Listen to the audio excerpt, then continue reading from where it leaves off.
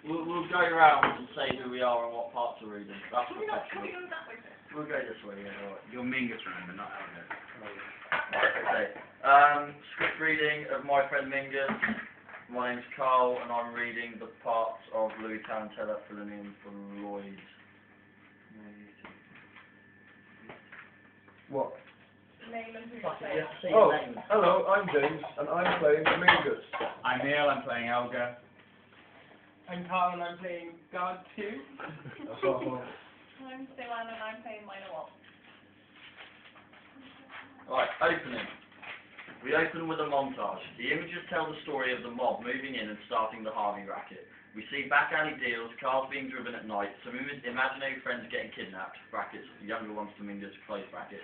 The machine that turns them into screenplays. A close-up of the typewriter, the types of film title, black. White text fades up. Imagination is the one weapon in the war against reality, by Jules de Gaultier. Text fades away. Cut to scene 1, exterior, home, morning.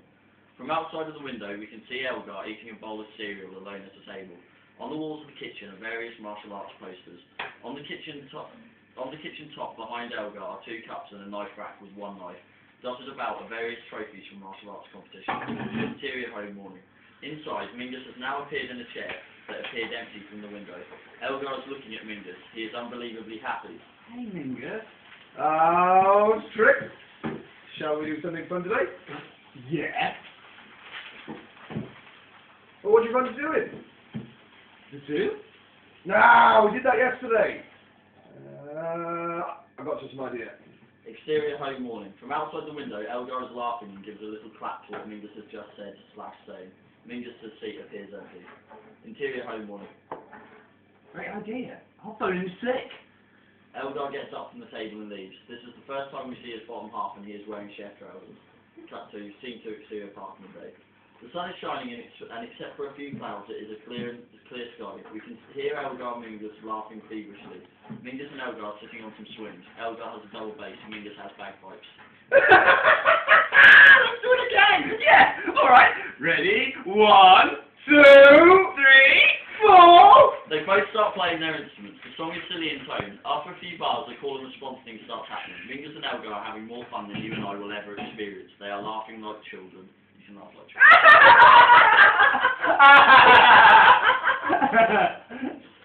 Sound effects. Camera shutter. A shot of a still photo. It is a black and white photo of Elgar on the beach, on the bench even. He only has a bow in his hands. Mingus and the instruments are absent. Minor Walt is leaning against a tree with a camera snapping him. We cannot see her face, however, it is clear she reads her femme fatale. Minor Walt switches the camera lens. The shots are quick and cut like an action film, cut a gun reloading. Minor Walt raises the camera to her eye. The rest of her face is covered by her hair. She starts taking more photos. A shot of a still photo similar to the previous one. These photos are slightly golden in tone and now feature Mingus. Cut to interior club at night. The whole club is packed with people on the dance floor, DJ Rick, etc. Music is pounding. At the table we see Louis Tarantella. On either side of him is a woman. Behind him are 2 suit-wearing henchmen. A person walks up to the one on the left and speaks into his ear. The henchman then leans to Louis. The henchman whispers into his ear. Louis does it. Back of Harry's club.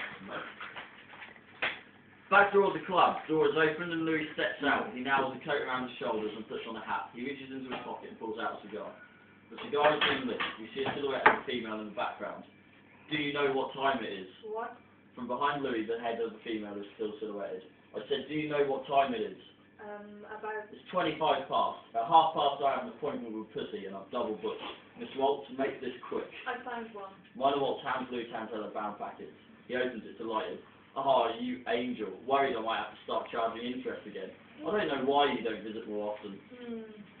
They are photos of Elgar and Mingus. Ha! Good work. I'll send the boys. Keep stitching like this and I'll forget about the hole you left in my pocket. Louis Tarantella kisses Minor Waltz on both cheeks. Now, if you beg my pardon, they're playing my theme song. Louis turns back into the club. Minor Waltz nods and leaves. She wipes the cheek where she kissed her with disgust. Cut to exterior, home, morning.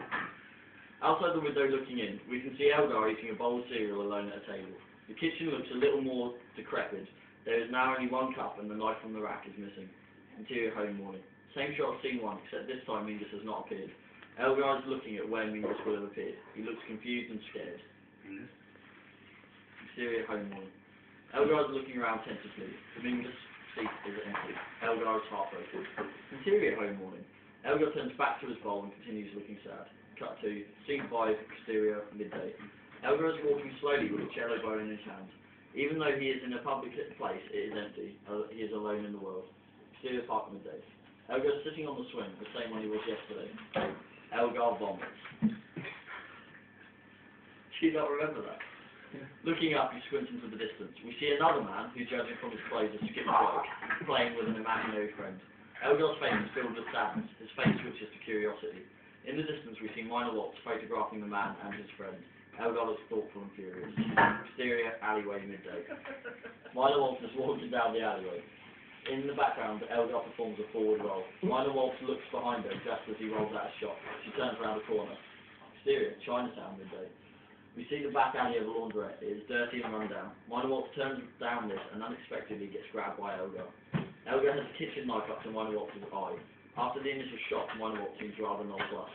Oh, I've never seen someone react like this before. Where is he? Usually they just forget. Can you read Braille? All right. Seeing as you're so polite. Louis Tarantella has it. He will. Don't try and kiss me, man cub. Fact. He's profiting from them. Where? Cut to scene 6, interior home evening.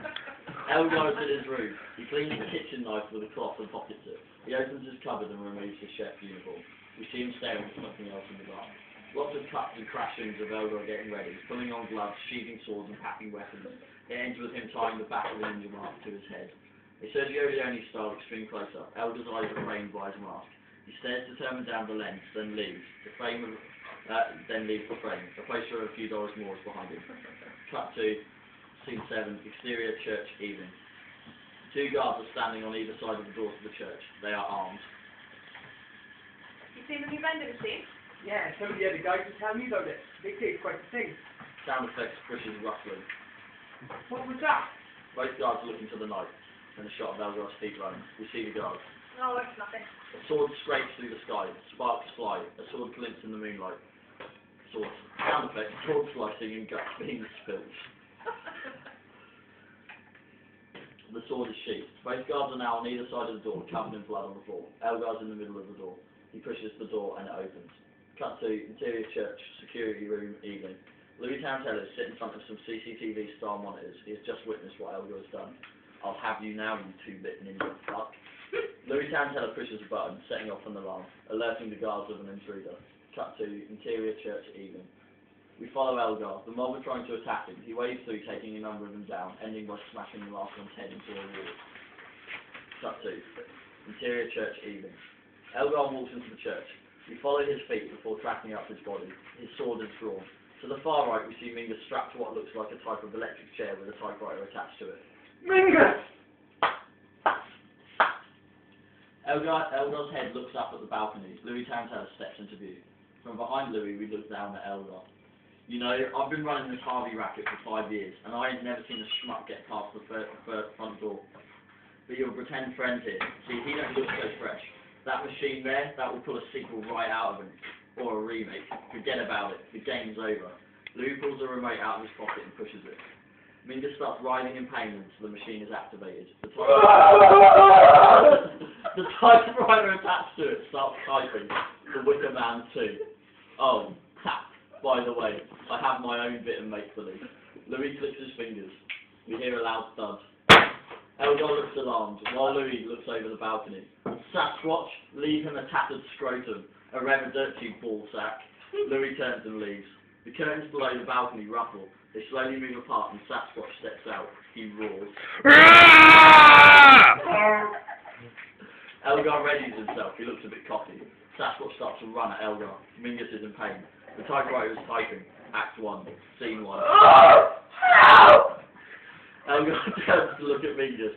As he turns back, Sasquatch's fist strikes him in the face. Elgar gets up. Sasquatch is laughing. Sasquatch starts throwing a barrage of punches at Elgar. He dodges a number of them, slowly moving back. Elgar attempts a punch, but it doesn't hinder Sasquatch. He grabs Elgar by his throat and pulls him up. Mingus is in pain, still strapped to the chair. Oh, God! Elgar's dangling in midair. We see his struggling hands reach inside his pocket. He pulls out the kitchen knife. Elgar raises the knife. Sasquatch still has him by the throat. Elgar throws it towards Mingus. The knife moves through the air. The knife hits the straps on the chair, cutting them apart. Mingus looks down at the straps, then up at the fight. Sasquatch is about to punch Elgar. In the background, we can see Mingus escaping. Sasquatch is about to throw his fist into Elgar's face. Mingus appears behind him and snaps Sasquatch's neck. Exterior park evening. Louis Hantello looks relatively pleased with himself. Suddenly he collapses and clutches his heart. Those cut. Interior church evening. Elgar is rubbing his throat. Mingus is rubbing his head. They are both staring down at Sasquatch. Well, that was close. Thanks. What? Meant us? Yeah. Meant us. What am I saying? Meant us. Well, I meant us. Oh. I meant us. I was thinking a screenplay. That's what the machine does. Yep. Apparently I was going to be sold to Nick Cage. Have we done it? I've got a pseudo-Italian mob boss to track down. Go ahead, Mingus. You did good. Mingus starts to leave. Oh, there's one thing. What? Scene 10, exterior park night. Louis Tarantella is standing in the middle of a rugby pitch. We can see the back of his head. Elgar is further back, walking into the pitch. Louis Tarantella's face has a slide run across it. Louis Tarantella, time's up. Elgar's feet step forward. Elgar's face looks ready. Let's do this. Elgar draws towards his sword. Louis's face grins.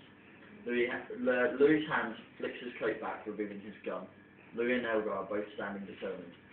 We look at the sword, then the gun. We see how ready they both are. Screen is split horizontally. We can see Elgar in Louis' eyes. Elgar starts running, sword ready. Louis draws his gun. Louis' gun is pointing, trying to aim at Elgar. Elgar's face is determined and angry. Louis' gun is trying to get a clear shot of Elgar. Louis' face has a mocking expression. Bada bing. Minor Waltz's lips smile. We pull back to see her aiming a gun barrel. Bada boom. Gunshot. Louis falls to the floor with a gunshot wound to his head. Elgar stops running and looks around. Minor Waltz is on a climbing frame, rifle in hand. She gives Elgar a little wave. Elgar raises his arm in a "what you doing" kind of way and looks confused. Because he's a cunt. Scene 11, exterior day. Mingus has the sword and is smashing plates. Elgar is throwing at him. They are both happy, enjoying how childish they are being. The credits start.